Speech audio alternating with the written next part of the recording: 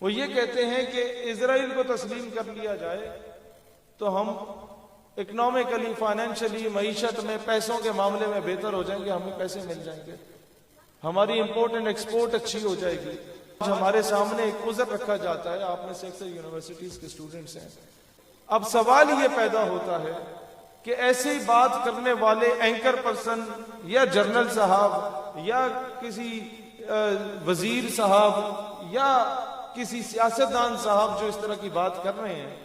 ان سے بندہ پوچھے کہ آپ کی بہن کو ایک بندہ اغوا کر کے لے جاتا ہے، اس کے ساتھ جو مرضی کرتا ہے، لیکن آپ پریشان نہ ہو، آپ نے گھبرانا نہیں ہے، اس کے عوض آپ کو 2 کروڑ روپے دے کے جائے گا، آپ لینڈ کروزر لے لینا، اور پھر آپ نے گھبرانا نہیں ہے، آپ کو 2 کروڑ روپے آپ کی کوٹھی کے لیے بھی دے جائے گا،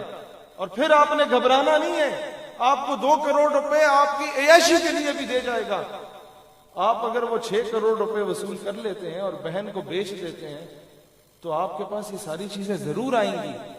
لیکن کیا محلے والے آپ کو بغیرت کہیں گے یا نہیں کہیں گے؟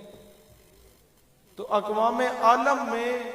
اگر ہم نے ڈاکٹر عافیہ صدیقی کو فروخت کر دیا امریکہ کے آگے، اپنی بیٹی کو، یا ایمل کانسی کو فروخت کر دیا امریکہ کے آگے، یا ممتاز قادری کو پھانسی دے کے ایک گستاخہ کو، آسیہ ملونہ کو باعزت طور پہ بری کر دیا، اور اس کے عوض اگر ہم نے ڈالر لیے تو کیا دنیا ہمیں بغیرت نہیں کہے گی؟ کیا بیٹیوں کا سودا کرنے والا نہیں کہا جاتا ہمیں؟ ہم لوگوں نے ہر 5 سال کے بعد قیمے والے نان اور بریانی کی پلیٹ کے پیچھے اپنے ضمیر کو بیچا ہے۔ تو خدا کا واسطہ ہے، کسی M N A M P A کے آگے اس کے گٹوں میں نہ بیٹھنا، اسے گلی پکی نہ کرانا، اسے بولو ہمیں نلکا نہ لگا کے دو، نہیں چاہیے، وہ ہمیں سڑک پکی کرا کے نہ دو، نہیں چاہیے، تم سب سے پہلے یہ گارنٹی دے دو اسٹامپ پیپر پہ لکھ کے ہمیں کہ جناب ڈاکٹر عافیہ صدیقی کو رہا کرنے کی قرارداد اسمبلی میں تم پیش کرو گے۔ یہ قوم ایک مردہ پرست قوم ہے۔ آج میں ہر پولیٹیکل اور ریلیجیس پارٹی کے لوگوں سے تعریفیں سن رہا ہوں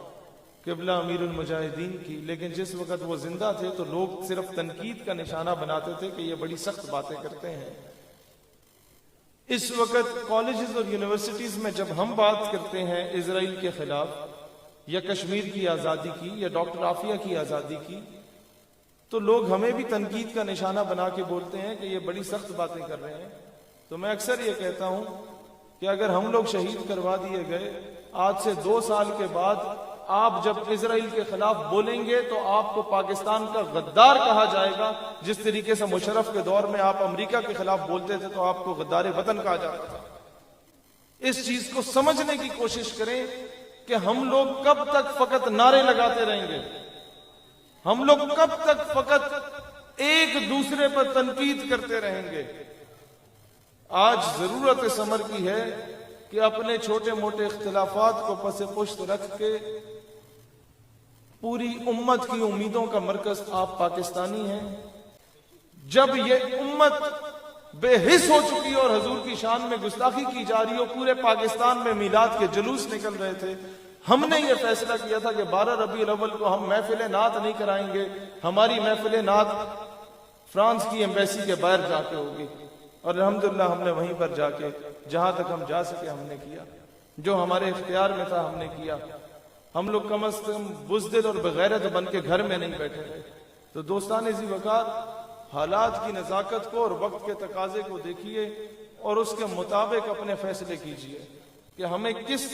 سمت میں جانا ہے۔ کیونکہ آپ لوگوں میں سے اکثریت نوجوانوں کی ہے تو کچھ ایسی چیزیں ہیں کہ میں یا تو رسمی کلامی گفتگو کر کے چلا جاؤں اور آپ سے میں بولوں کہ آپ سارے جو ہے اس کی ذات دیں، یا یہ ہے کہ اپنا درد دل آپ لوگوں کو سنا کے جاؤں کہ امت جس نہج پہ پہنچ چکی ہے اسے واپس سلطنت عثمانیہ کی طرف لے کے جانے کا پہلا قدم رکھا جائے۔ اس میں فیصلہ آپ لوگوں نے کرنا ہے۔ میرے خیال ہے دوسرے والا راستہ بہتر ہے جو مستقل حل ہو۔ چاہتا تو وہی جذباتی اور انقلابی باتیں آپ لوگوں کے سامنے کر کے چلا جاتا، لیکن شاید یہ کسی پنڈ دیہات کی محفل ہوتی ضرور کرتا